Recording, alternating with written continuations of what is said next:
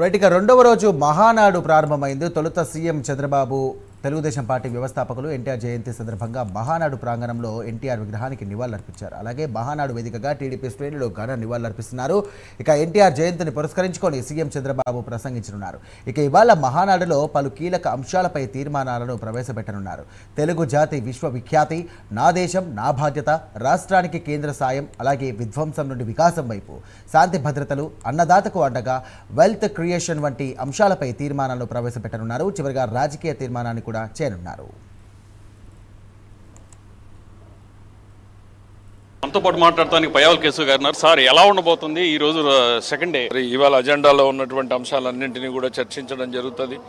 చివరికి వచ్చేటప్పటికి రాజకీయ తీర్మానం ఉంటుంది. రాజకీయ తీర్మానంలో కేంద్ర రాష్ట్ర ప్రభుత్వాలు అవలంబిస్తున్నటువంటి వైఖరి ప్లస్ దీంట్లో బలంగా ఉన్నటువంటి కేంద్ర ప్రభుత్వం ఈ రాష్ట్రానికి ఏ రకంగా అవసరం అనేటువంటి దాని మీద కూడా చర్చ రావడం జరుగుతుంది.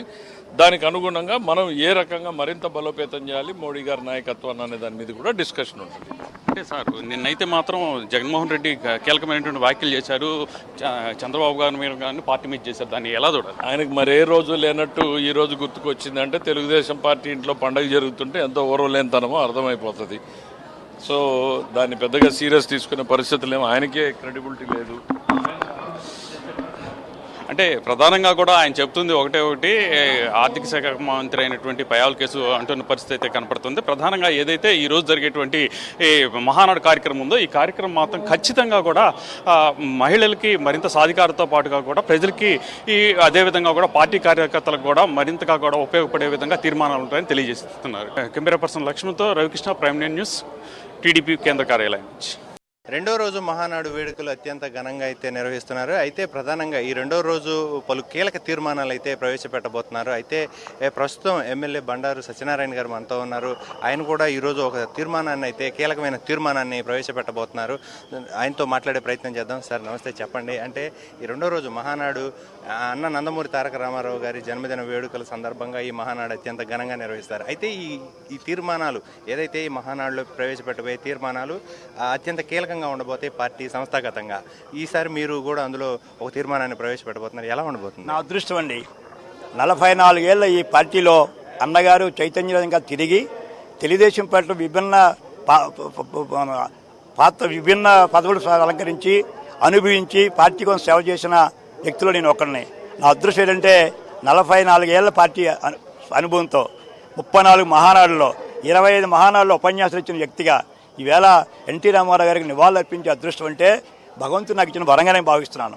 ఇక్కడ నాకు దేవుడు, నాకు రాజకీయ భిక్ష పెట్టిన వ్యక్తి ఎన్టీ రామారావు గారు.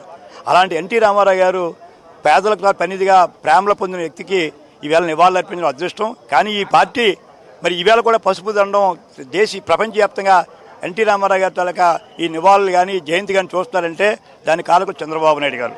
చాలామంది అనుకున్నారు ఎన్టీ రామారావు గారి తర్వాత ఈ పార్టీ తెరమరుగు అయిపోద్దేమోనని. కానీ అన్నగారి ఆశయాలను, అన్నగారి ప్రతిబింబాన్ని పట్టుకొని చంద్రబాబు నాయుడు గారు ప్రపంచ దేశంగా సార్ చెప్పారు. ప్రపంచ దేశాలు సైతం, అగ్ర రాజ్యాలు సైతం ఈవేళ మెచ్చుకునే విధంగా చంద్రబాబు గారు తయారు చేశారు ఈ పార్టీని.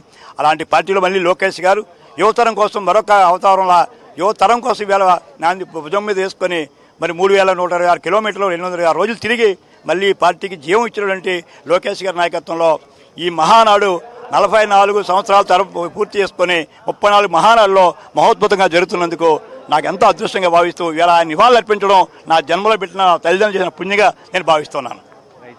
ఇది పరిస్థితి. రెండో రోజు మహానాడు ఏదైతే ఉందో కీలక తీర్మానాలు ఏవైతే ఉన్నాయో అవన్నీ కూడా అత్యంత కీలకం. పార్టీని సంస్థాగతంగా బలోపేతం చేయడంతో పాటు ఏదైతే యువనేత నారా లోకేష్ తీసుకున్న నిర్ణయాలు ఏవైతే ఉన్నాయో పార్టీని కూడా మరింతగా బలోపేతం చేసేందుకు కృషి చేసేలాగా ఉన్నాయని చెప్పనైతే ఎమ్మెల్యే బండారు సత్యనారాయణ చెప్తున్నారు. కెమెరామెన్ జీవన్తో శ్రీహరి, ప్రైమ్ నైన్, మహానాడు ప్రాంగణం నుంచి. రెండో రోజు మహానాడుకి సంబంధించినటువంటి కార్యక్రమాలు అయితే స్టార్ట్ అయినాయి. ఈ రోజు అయితే మాత్రం ప్రత్యేకంగా 16 తీర్మానాలు ఏవైతే ఉన్నాయో ఆ తీర్మానాల మీద మాట్లాడటం, వాటిని అయితే ఓకే చేసే పరిస్థితి ఉంటుంది. మనతో ఈ విషయం మీద మాట్లాడటానికి షరీఫ్ గారు ఉన్నారు. సార్ చెప్పండి, ఎలా ఉండబోతున్నాయి ఈరోజు తీర్మానాలు, ఏమేమి ఉండబోతున్నాయి? అయితే తీర్మానాలు ఏవైతే నిర్దేశించారో తీర్మానాలన్నీ కూడా ఈరోజు డిస్కషన్కి వస్తాయి. వాటిలో మరి ముఖ్యంగా రైతులకు సంబంధించి అదే పెట్టుబడుల దాని మీద, యువతకు ఉద్యోగ ఉపాధి అవకాశాల మీద, రాబోయే రోజుల్లో ఇరిగేషన్ ఏ రకంగా మనం ముందుకు తీసుకుపోతున్నాం, ఇన్ఫ్రాస్ట్రక్చర్ ఏ రకంగా ఉండబోతుంది, ఇవన్నీ కూడా ఈరోజు తీర్మానాలు రాబోతున్నాయి. కాబట్టి ఇప్పుడు నిన్న జరిగిందంతా చాలా ఫ్రూట్ఫుల్గా జరిగింది. ఈరోజు కూడా అదే రకంగా మంచి అర్థవంతంగా జరుగుతుందని భావిస్తున్నాం. అంటే నిన్న ఏదైతే లోకేష్ చెప్పడం మాత్రం ప్రధానంగా మహిళలకు సంబంధించి రిజర్వేషన్ ఇస్తామని చెప్తున్నారు, దాన్ని ఏ విధంగా అర్థం చేసుకోవాలి? ఇది చాలా చారిత్రాత్మకమైన నిర్ణయంగా నేను భావిస్తాను. మహిళలకి రిజర్వేషన్ ఇవ్వాలనేది ఒక పార్లమెంట్లో ఒక ఆలోచన వచ్చింది. దాన్ని కార్యరూపం దాల్చడానికి చేసిన ప్రయత్నం సఫలీకృతం కాలేదు. ఎన్డీఏలో కుటుంబాలన్నీ కూడా దానికి సపోర్ట్ చేసినాయి. కానీ ఇండియా కూటమి ఏదైతే ఉందో వాళ్ళు దాన్ని వ్యతిరేకించడం వల్ల ఆగిపోయింది. కానీ మహిళల్లో ఒక ఆశ రేకెత్తించారు. మాకు కూడా రిజర్వేషన్ ఇస్తున్నారు, 33% రిజర్వేషన్ వస్తుంది, చట్టసభల్లో కూడా మా గళం మేము చెప్పగలుగుతాం అనే భావన ఉన్నప్పుడు వాళ్ళు నిరాశపరిచింది ఈ బిల్లు పాస్ అవ్వకపోవటం.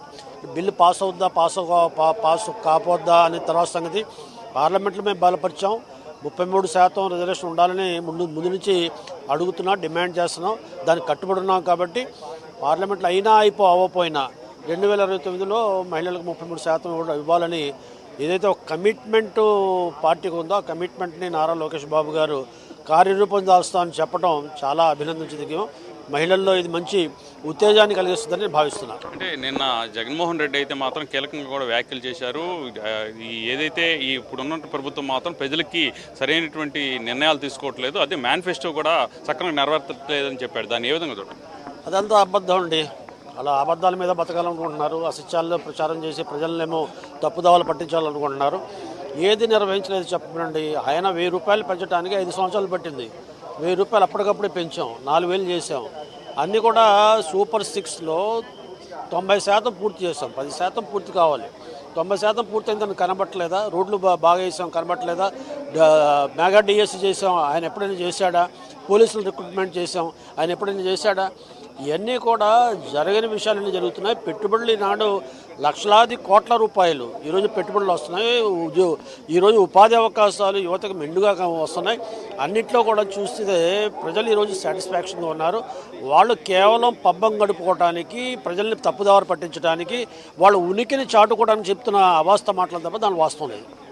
అంటే ఏదైతే మొన్న చేసిన కామెంట్స్ ఏవైతే ఉన్నాయో కామెంట్స్కి సంబంధించి మాత్రం తీవ్రంగా కూడా ఆగ్రహాన్ని వ్యక్తం చేస్తూ ఉన్నారు. జగన్మోహన్ రెడ్డి చేసినటువంటి కామెంట్స్కి విలువ లేదు అని చెబుతూ ఉన్నారు. కెమెరా పర్సన్ జీవంతో రవికృష్ణ, ప్రైమ్ 9 న్యూస్, టీడీపీ కేంద్ర కార్యాలయం నుంచి.